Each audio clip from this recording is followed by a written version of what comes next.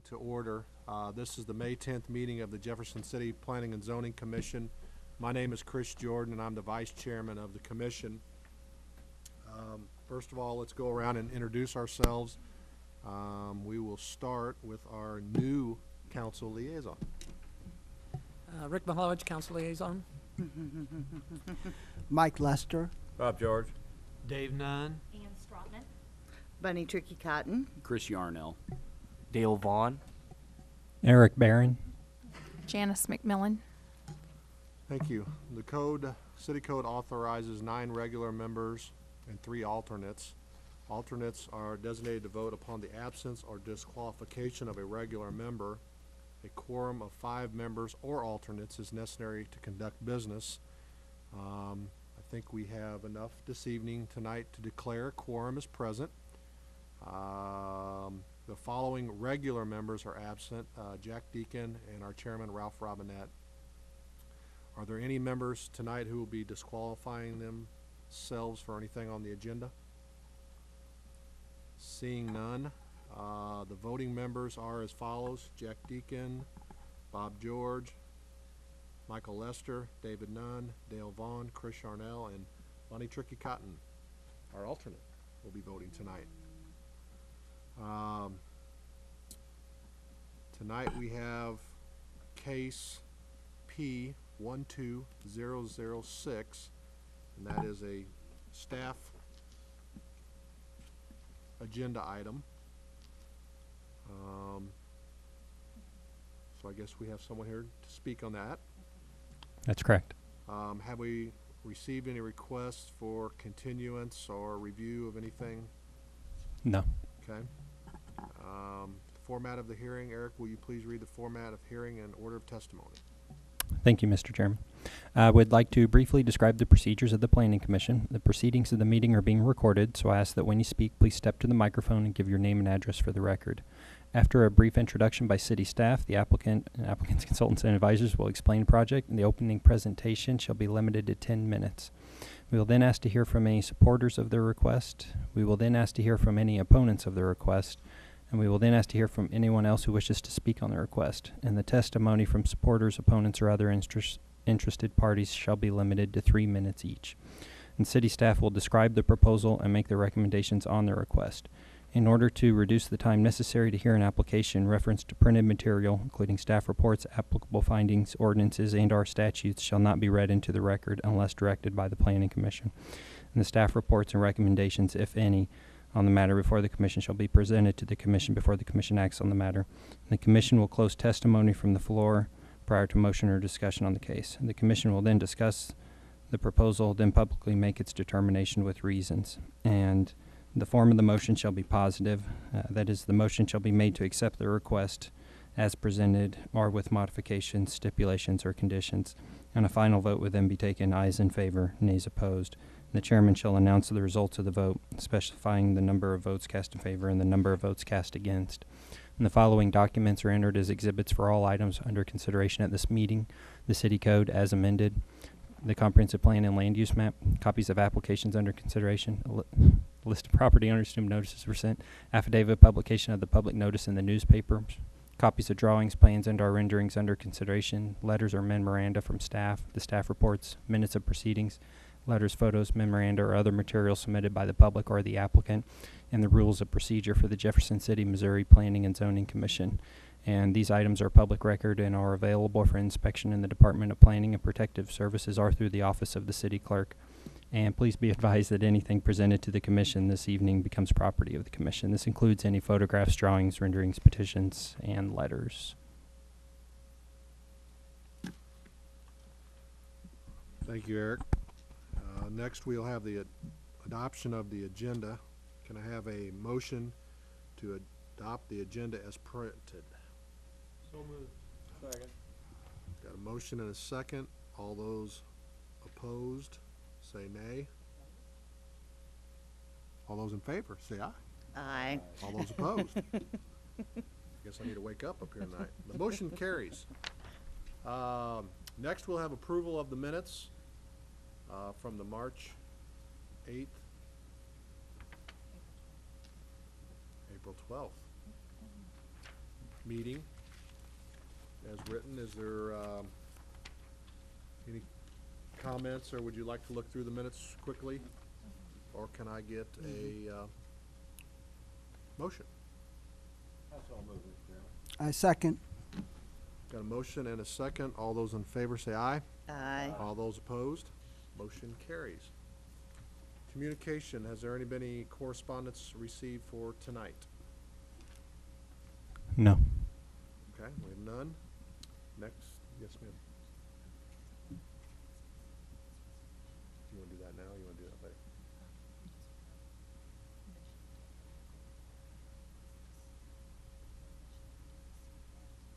Okay. Ann instructed me that we have received a letter from Scott Stacy asking for his resignation from the board, and do you wanna? Okay, we will go over that under other business, so we'll wait till the end. Okay.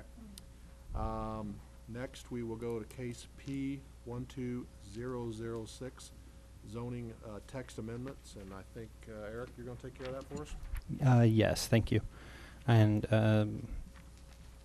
in your packets are the 5 separate proposed zoning amendments developed by city staff. We've spoken about them for the last couple meetings. I would like to briefly go over them for the benefit of people watching at home and for the purpose of holding the public hearing tonight. Tonight is the actual public hearing on these proposed amendments. The first one is an amendment regarding standards for fences. And in your packets is a staff report, which I think you've seen a couple times, and then also the actual a version of a council bill that shows the actual text of the amendment that is being proposed. Very briefly, fences would, for public utilities would be allowed to have a 10-foot tall fence, provided that it's at least 25 feet from the nearest property line. Design standards would be established for fences, particularly residential fences, that they must be constructed in a workmanship-like manner, cannot contain more than 2 different types of fencing material, and that they cannot contain cloth, canvas, sheet metal, or other similar materials, and that the finished side of the fence has to face outward, so that any posts or support beams of a residential fence have to be located on the inside part of the fence, so that they're facing the interior of the property. And also an allowance for through lots, and through lots are lots that have they're sometimes called double frontage lots, where they front 2 different roads, where a house would be located facing toward one road and the backyard is facing a different road. But they would be allowed to have fences within 10 feet of the rear property line, the right-of-way line, or equal with the setbacks of adjacent houses. Eric, a quick question from that. You're Yes. saying on the rear yards of those properties, has anything in the code ever said that the front of a property is where it's actually addressed? Because I've actually been in property where people, because of maybe a physical handicap, have kind of reversed their home because of the way they need to use it. Do you think that would ever get into be an issue of somebody saying, well, this is now the front of my house because, is it going to be more of because the address is on such and such a street, that's your front yard? Well, from a zoning code perspective, is looked at, I think, a little bit different than where where one might perceive the house to be facing. Sometimes that gets a little unclear as to what direction a house is facing. It's difficult to describe without being able to show pictures. But the zoning code interpretation of a lot is that any part of the lot that is adjacent to a street is considered a front yard. Right. So corner lots have 2 front yards. Right. So So the through lot has 2 front yards, one facing each direction. But yeah, I understand that sometimes the house is kind of flipped, but generally the address is maintained on Okay. on the street Okay. that Jen, the you- house originally faced. Do you have a comment on that? I was just going to say that if there's a concern about the front of a house or a building, Mm-hmm. that's probably better addressed through a different section, like design standards or something like that. Okay. Okay. And there are some design standards that prescribe what the front is. But in this case, it's as Eric described. The front is where the street is. Thanks. In one of our meetings, there was concern about making sure that agricultural activities would not be negatively impacted by these revisions, and they, things like barbed wire and chicken wire are permitted when associated with legal agricultural activities in the city. And there's just a slight modification to that section of the code to make sure it's clear. That's being proposed with this amendment. And then for commercial fences, commercial sites would be allowed to have a fence of 4 feet in height on any part of the lot. And then also a fence of 10 feet in height on any part of the lot that is behind the front plane of the main building or behind the front setback line. So they could have a 10-foot tall fence at their front setback line, which in most cases is 25 feet. Are there any questions on fences? Okay. I just have one little cleanup item, if I might. And on the design standards on 3, I would just suggest that or like material be struck. If we're going to provide for the exclusion of materials, I think they should be specifically listed. Cloth, canvas, and sheet metal are not like materials, and so that last section there, while I understand that they want to be inclusive, I think if we've got any other materials that we want to exclude, they should be listed.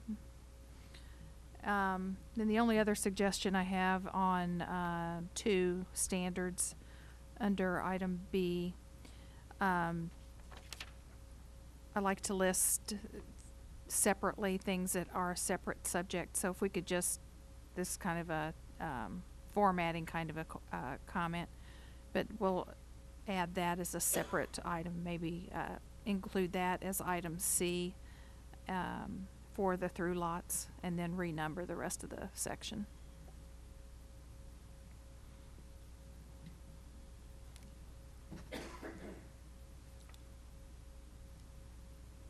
You're talking about 2C, is that what you said, Jan? 2B, where it 2B okay. starts off talking about visual Right. clear zones, and then the new section talks about through lots.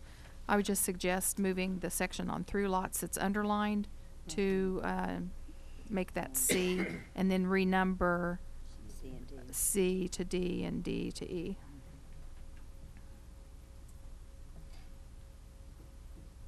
And I've got just a quick question, Eric, about the C on the permitting chicken wire, hog wire, or barbed wire. And that would be, is that if there is no fencing and it's legally non-conforming, they'd be allowed to put new fencing that'd either be barbed chicken or hog wire. Is that right? Yes.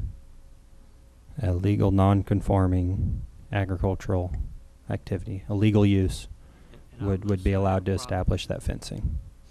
And is that something we'd want? In my mind, I picture if somebody's gonna do that, that means they're gonna maybe have animals or something where, I'm assuming if it's legally non-conforming, the idea is to kind of get them away from that eventually. Whereas if you allow them to put fencing up, that may go ahead and continue that use as a legally non-conforming use. I don't know, that's a big deal. I don't know if that happens very often, but. Well, I'm there not could asking to take it out, I'm just throwing it out. what's being proposed really is not changing what's on the books right now. Right. We're simply rewording it a bit. We're taking out a double negative within the code. We generally don't like those when something is prohibited except when, and just establishing that it's permitted. You know, there could be a very large number of agricultural activities in the community that are non-conforming because of the zoning, and we probably wouldn't want to take away their ability to establish a fence. Okay. So Because, you know, obviously before it was prohibited,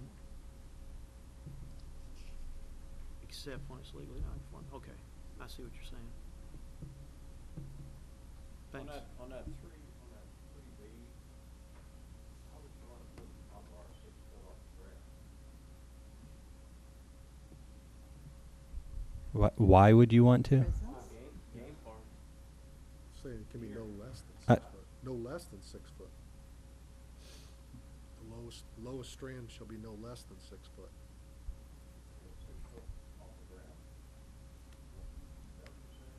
Yeah, that's usually for security purposes. A commercial site might have a 6-foot tall fence around it with barbed wire on the top, and that would be permitted. Now, if they're trying to get barbed wire closer to the ground where the kids can get a hold of it, then that's what we don't want. So.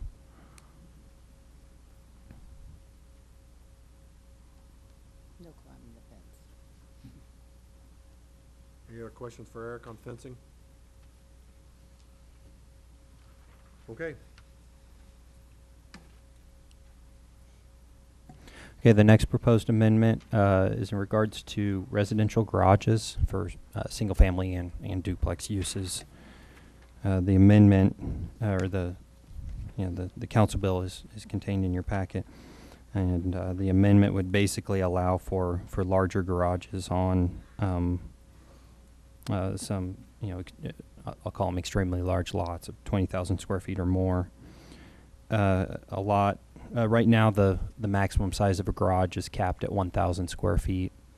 Kind of depending, smaller lots actually have to have a smaller garage. But once you get up to a lot size of 9,000 square feet, and you can have a 1,000 square foot garage. The amendment would allow for a 1,250 square foot garage for lots of 20,000 to 40,000 square feet. And then anyone who has a lot of 40,000 square feet or more would be allowed a garage of 1,500 square feet. So that would be the new maximum, raising it from 1,000 to 1,500 for people who have the property to support it.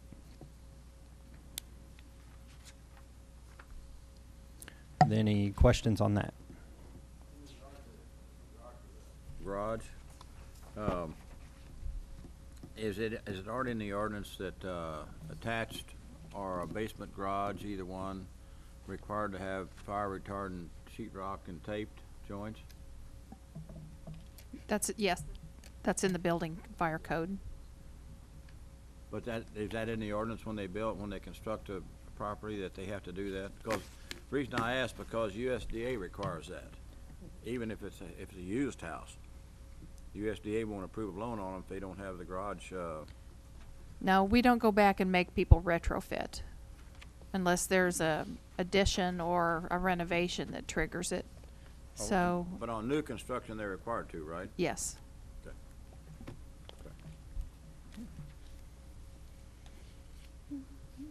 Any other questions of staff? Eric? The next item is amendment to the outdoor lighting standards. Basically broken up into two pieces. One is establishing maximum lighting levels for vehicle display lots, usually car lots, and areas underneath canopies, such as drive-throughs, drive-through banks, for example.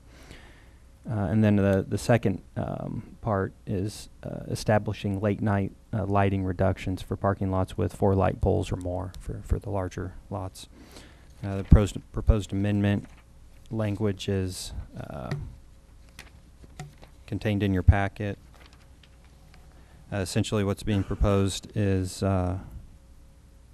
for for the vehicle display lots and canopy areas, gas station canopies, drive-through banks, car lots, allowing an average of 10-foot candles over the site, unless it happens to be located right next to a residentially zoned district, and then that drops down to 4-foot candles. That doesn't happen very often, but it could occur. And then also for the lighting curfews to be established so that the larger parking lots that contain 4 or more lighting fixtures be required to reduce their the intensity of their lights by 50% or turn half of them off after 11 p.m. Some of them do that already, but this would establish that as a requirement of the zoning code. And then also there was some concern about, or the question about what could potentially trigger the lighting to be replaced by a property owner. We have a section in the zoning code regarding non-conforming parking lots. Anytime there's a building addition for a property that has a parking lot that does not meet the landscaping, paving, or minimum number of parking spaces requirement within the zoning code, then it gets triggered and they have to upgrade their parking lot, provide landscaping, et cetera. Probably the best example of that is the Kmart parking lot, where they did an addition on the front of their building to accommodate a drive-through pharmacy. That triggered the landscaping requirement. That parking lot had never had landscaping installed, or at least did not conform with the current code. There's a modification to that section so that a building addition would trigger the outdoor, the requirement to dim the lights 50%, or turn half of them off if there's a building addition. So the building addition would trigger that. Are there any questions on outdoor lighting? Any questions for staff regarding the outdoor lighting? I think somebody behind you has a question. Yeah, I Yes. just have a comment and a question. You might want to consider revising that date, because section 3567 only applies to off-street parking lots that lawfully existed prior to November 21, 1972. So that section was adopted at the time the landscaping and paving requirements were adopted. So, you either need to add a separate section or change that date, because I think we probably want to kind of advance and not only apply these standards to those old parking lots of 1972 and before.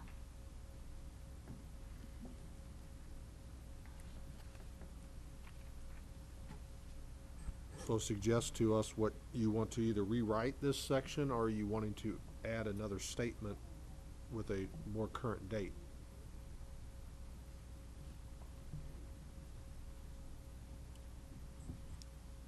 What date would that be, do you think?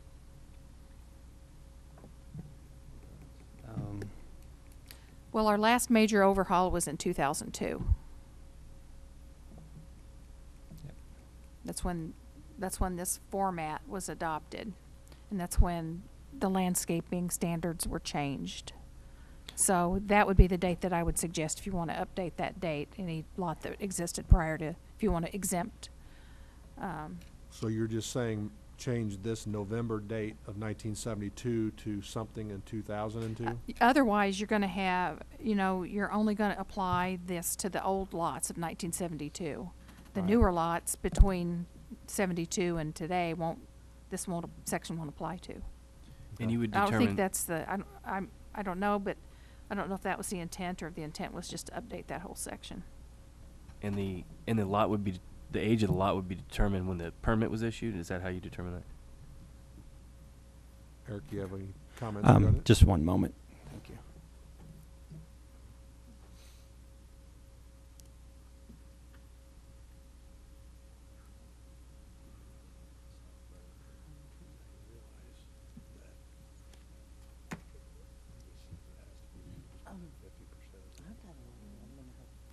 regulations on the fences. Did we need to vote on that, or? When are we implementing that today? What you Well, you know, suggested is somebody's gonna have to do that.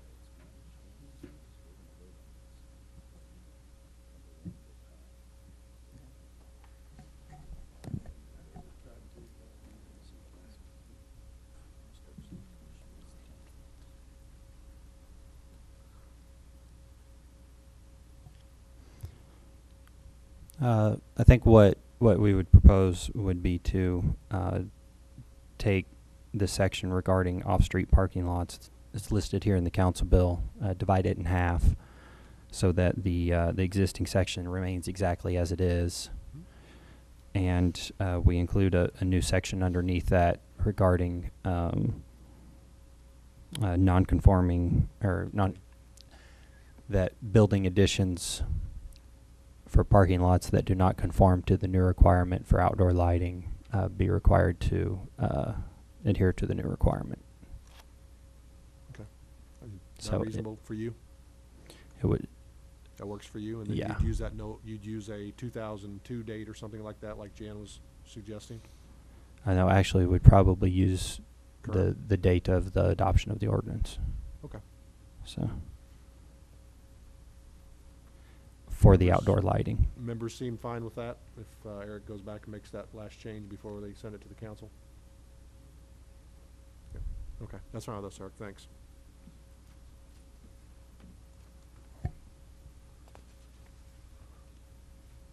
Are there any other questions regarding outdoor lighting? No, I guess you notice that there's a typo of the two there in that that paragraph, but, Where's that at? non-conforming lot conforms, that Oh, two is backward, Two. but. Yep. Thank you. Isn't it seemed to me that instead of all those ors, it seemed to me they should be ands, but I guess either way, because at the end you say, as applicable, but it seems to me they'd be ands instead of ors for each of those, Yeah, you might have a point there. Pardon? We might look into that.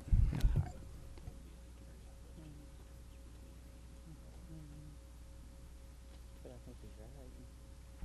Any other comments or questions for staff regarding lighting? Don't think we have anything, Eric. Okay. The next item is modifications to authorized land uses in zoning districts. This is we usually refer to as the zoning code matrix. It's the list of land uses and what zoning districts they are allowed in, either permitted, conditional or special exception uses in. There is one change that should have been distributed to you this evening, and that is the incorporation of some comments from Councilman Mihailovich regarding vocational and technical schools. Did everyone get the revised report on this particular item? Okay. Everything is the same as presented last time, with except for item number, well, under the first section, institutional and civic schools, and then item number 7, vocational and technical schools. That would be a new addition to what's being proposed. Basically, the proposal stays the same, except vocational and technical schools are taken out of, no longer associated with the business schools, and are put in their own section. So that if there is a welding school or something to that effect, it's kind of looked at different than the typical classroom type of business school. But the proposal is basically to allow business schools, post-secondary colleges and universities on sites less than 5 acres to be a permitted use of the C1 district, and then, of course, remain a permitted use of the C2 district and special exception use of the CO, C3, and M1 districts. And would differentiate that from sites more than 5 acres, which would remain special exception uses in the CO, C1, C3, and M1 districts and permitted in the C2.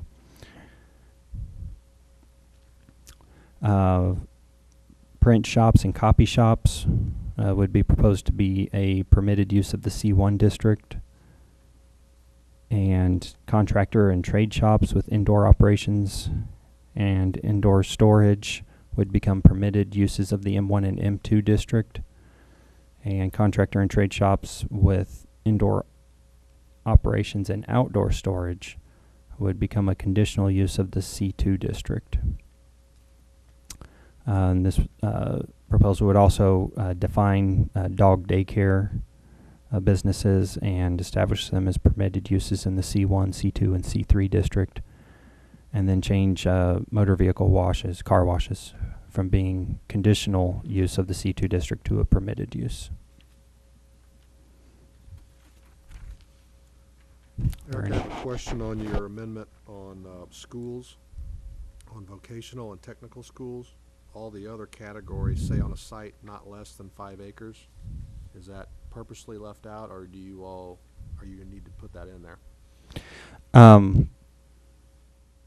For the vocational and technical schools, yeah, that's purposefully left out so that no matter the size of the site, they that's what districts they're either permitted or special exceptions in. Basically, it's not changing what they are right now. It's just separating out business schools that are on a site of less than 5 acres and allowing them in the C1 district outright. So that's really the focus of that one, is the business schools. If we're going to take out the vocational and technical schools out, separate those from business schools, Eric, do you think we still need to keep that as a special exception use? Or can we maybe make that a little easier to accomplish? If you're having on the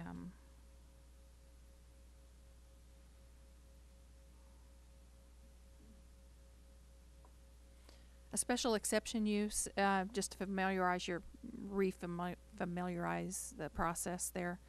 The special exception uses are approved by the Planning and Zoning Commission, and then those are referred to the City Council.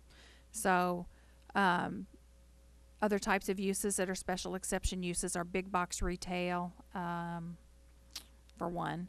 And those types of uses usually require some kind of a development agreement. There's transportation facilities and other kinds of special considerations that have to be given in a kind of a large development.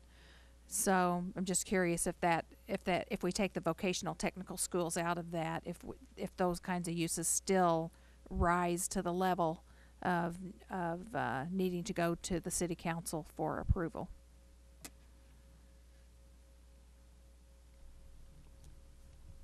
I would think it would, at least in the CO and C1 districts, for depending on the kind of vocational school you have. Like if Eric mentioned, if they just dealt with, you know, heavy equipment or welding or something like that. C3 and M1, I don't know. You all would know that, I think, better than we would. It's been my understanding, though, some of the business schools that have come in just go into an office building. So do we really want those to have a special exception use process? You know, that's just my question.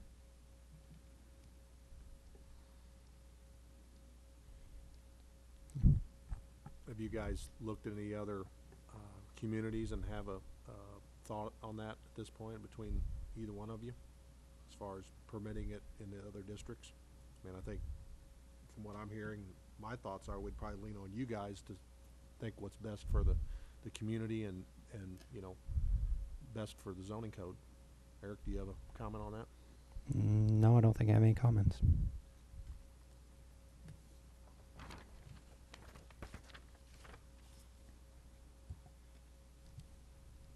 So your question was related to the ones less than 5 acres or both of them for special exception?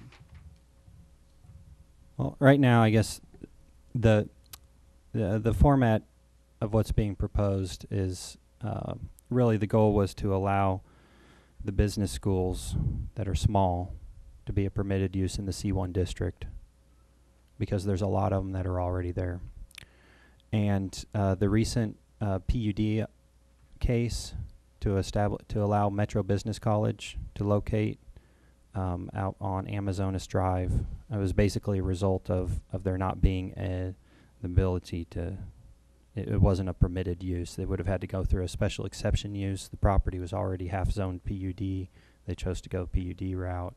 So there's a kind of a special case out there. While it's a pretty common thing for business schools to be located in the small buildings. So the most minor change that could be proposed to the zoning code to allow for a situation similar to that would be to change the special exception to a permitted use and separate it out from 5 acres or more. If a more major change and switching around the special exceptions for other things, I mean, that really wasn't looked at. It was just the minor change to establish this one, take care of this one situation that appears to be fairly common without a radical revision to the zoning code. But yes, it certainly could be looked at in terms of changing all of those from special exception to conditional use. The difference is it takes it out of the Planning and Zoning Commission's hands and puts it into the Board of Adjustment. They still go through a public hearing process. It's a fairly rare occurrence. But certainly on small sites, it's probably more appropriate to go to the Board of Adjustment. If a major university, private university, were to decide to locate in Jefferson City and very large, more than 5 acres, something very large, that has a variety of impacts such as traffic, where are all these kids going to live, things like that. Then it's probably more appropriate to take it through this body and onto the city council. But if it is a small site, a conditional use permit process is probably more appropriate. So if no one objected, certainly we could change this proposal to be for the sites less than 5 acres to switch them to from special exception to conditional uses. The vocational tech schools, I'd probably leave that alone. Because we're not differentiating between more than or less than 5 acres. Really, the goal there was to not touch them at all.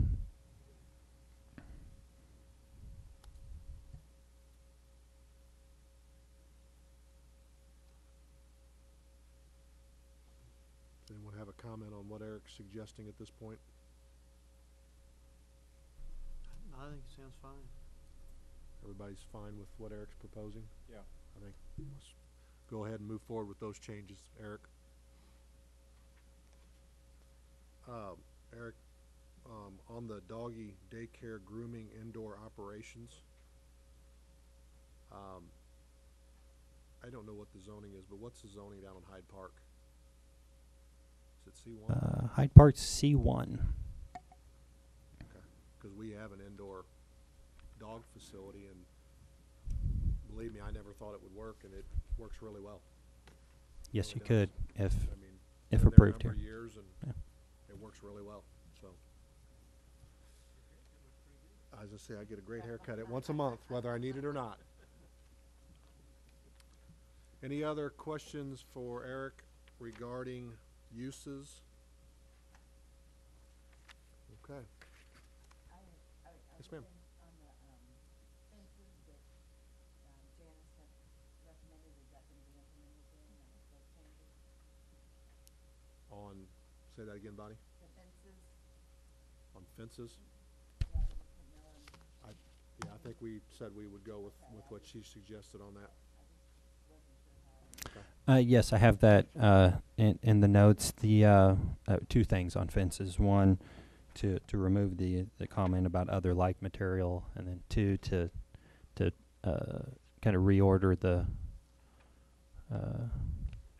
the section letters and separate out there. After I'm done with the 5th one here, I was going to ask the Planning and Zoning Commission to, propose a motion to approve as amended as discussed tonight. Okay. The last item is parking.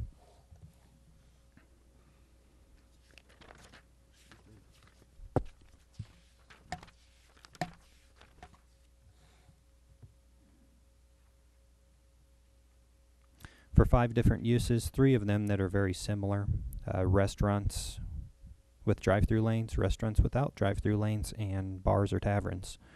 The proposal is to switch from a per seat or seatage-based parking requirement to a square footage-based parking requirement, which is more in common with other zoning codes from other cities. A parking requirement of 1 space per 100 square feet of gross floor area is being proposed for those 3 types of uses. And then for banks, a parking requirement of 1 space per 300 square feet. And for hotels and motels, 1 space per room plus 75% of the required parking for any attached uses. Are there any questions on those I got a items? quick question, and maybe we addressed this last time, Eric, but when we talked about gross floor area, say in a restaurant, is that including kitchen space, storage space, Yes. everything that they're using now? What, you know, bathrooms, whatever, kitchens, everything, that's all of that combined? Yes. Okay. I think we had maybe addressed that last time, but I want to make sure we were okay. Any other comments or questions for staff on parking? Just real quickly, is the bank supposed to be per 300 square feet of gross floor area too? Yes, and other zoning codes were looked at in coming up with that number. So it's similar to what other communities Yeah, require. I just didn't mention gross floor area, is the only reason I asked. It is. A lot of them are like that. So. Any other comments or questions for staff? Okay, don't see anything on that. Eric, are you wanting a motion from the commission regarding all of these at once, I hope? Well, first I'd be curious if there's any of the 5 that anyone is opposed, seriously opposed to. Certainly wouldn't want to see all 5 of them go down just because of one. But if the planning commission is in favor, certainly appreciate a motion for approval of the 5 proposed amendments as amended as discussed tonight. With that, does anyone have any discussion on anything they're opposed to as far as out of the 5 or 4 of the 5 or none of the 5? I don't see anybody's major objections, so with that, if there's not any other comments for staff, we'll entertain a motion. I'd move we accept the 5 zoning text amendments, subject to any revisions that have been already discussed. I Or second with- that. Okay, we've got a motion and a second. Any comments or concerns? All those in favor? Aye. All opposed? Motion carries. I'm assuming, Eric, from here, those will be corrected and then forward to city council?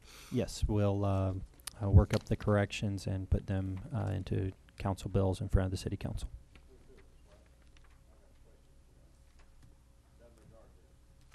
Sure. Okay, this doesn't really have anything to do with zoning. I've brought this question up, I've been here, I don't know, 5 or 6 years now, I've brought it up several times. And, I think it's time that we had an ordinance to cover heating, air conditioning, and gas piping. There's a lot of it in the town, as some of you are familiar with, I'm sure. And I had discussed this one time with Pat Sullivan, and he wrote a great ordinance on it. And, I just wondered if it's dead in the water, or if it doesn't, we do need this bad, in my opinion, that is. Yes, ma'am. The Building Regulations Division and the Fire Department are proposing updates to the building and fire codes at this time. And part of the update of those codes is to adopt by reference the 2009 mechanical code. And so would that include the provisions that you're interested in?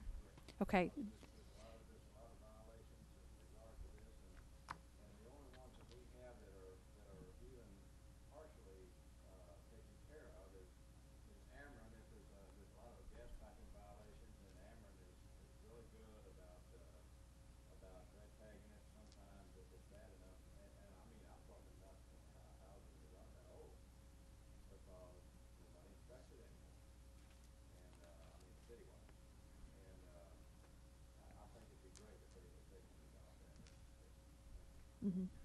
What do Yes. you, That is included in the list of codes that are being updated, and you can, if you want to review that section, you can contact us and we'll give you that book and you can look through that.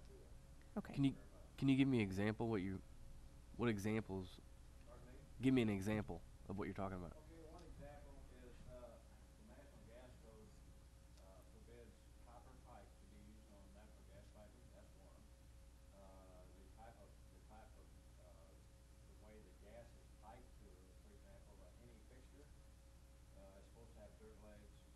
You know, probably what I'm talking about, but they come down, they put a little pipe down with cap on it and accumulates the dirt instead of going in and stopping up your argon on your furnace. That's required. Now, they'll usually red tag that. And, I can sit here all night and tell you. Sure. I see what you're saying. And people, you know, the average person doesn't know, you know, they're not supposed to know. And it's just, it's something I think, and I had discussed it a lot with Pat, and he did, I don't know if you read that or not, Janice, but he did about a great coverage on that. When he was still here, but anyway, I think it's a big issue, and I think that we need to do something about that. So you guys are looking at underneath the building codes, Jan? Yeah, it's been introduced to the council. Was introduced this past Monday night, and so it'll be up for consideration and hopefully final passage on the 21st. You know, while we're on this also, Janice, I don't know if you remember this or not, but, I was thinking if I was able to do this, sort of involved in getting, Oak Summit area, to adopt our plumbing code, our electrical code. And of course, they don't have anybody over there that works for the city that can do the inspections, but, I took it to the board over there, and, they adopted exactly what we have here in the city, which really made a big difference in Oak Summit. Because, I mean, there was just some terrible stuff, you know, plumbing and everything else going on over there. And this has been done, this is when R.C. Miller was mayor. But anyway, they did adopt our plumbing and electrical, and the way they, and it'd be nice if them to include this when the city adopts it, if they could also include Oak Summit, with their council over there, because they weren't reluctant at all to do this, and of course, it's a lot different now than it was then, but, Mm-hmm. I think it'd be worthwhile to approach them on this also. Okay, I'll mention that to their city administrator. Excuse me? I'll mention that to their city administrator. Very good. I got a question real quick. Once the revisions are accepted by the city council, I'm sick, sorry. When is that going to affect? Immediately after the city council? Unless specified otherwise in the ordinance, it would be immediate. Okay. Okay. Do we have any miscellaneous reports? Do you have anything? Seeing none, other business. As I mentioned earlier, Scott Stacy has sent his resignation. So I am assuming we don't need to act on that. My understanding is between the city council and a few others will be getting a new appointee hopefully sometime soon. Yeah, I don't know if Ann brought the recap from Monday's council meeting, but I believe, Dale, you were moved up to a full member, and Bunny, you'll be moved up to a full member since all the alternates get moved up, and then we will fill the alternate positions.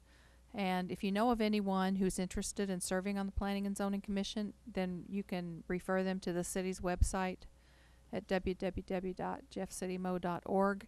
And there's a link to a section that says, are you interested in being part of local government? If you click on that, that'll go to a volunteer profile form. So anybody who's interested in being on any board or commission needs to fill that out and send that into the city. And then all of those appointments are reviewed by a council committee, and then the mayor makes the appointments. But we do especially need some volunteers from Ward 2. And then anybody from any city ward, of course, is welcome to supply their volunteer profile form. but we do definitely need a recruit from Ward 2. Are the ward maps as well, Janice, out on the website? So if somebody's They not sure are. what The ward, okay, new ward maps are on the city's website. great. Well, like Janice had mentioned, we would appreciate anyone that wants to volunteer. Also, I guess we need to recognize, as we mentioned, we have a new council liaison. So a former commission member, and so you're back with us. We're glad to have you back. And our last item under other business is we have to appoint a new person to the liaison of the Environmental Quality Commission.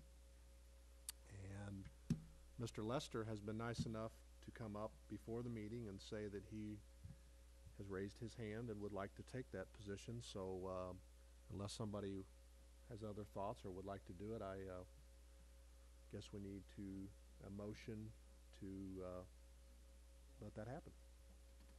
So moved. We got, do we need a second? All right, we got 1 second. All in favor? All opposed? Mr. Lester, thank you. Appreciate it. I'm sure you'll keep us posted. Great. Thank you. Anything else? Eric, you have anything? Jan, anything?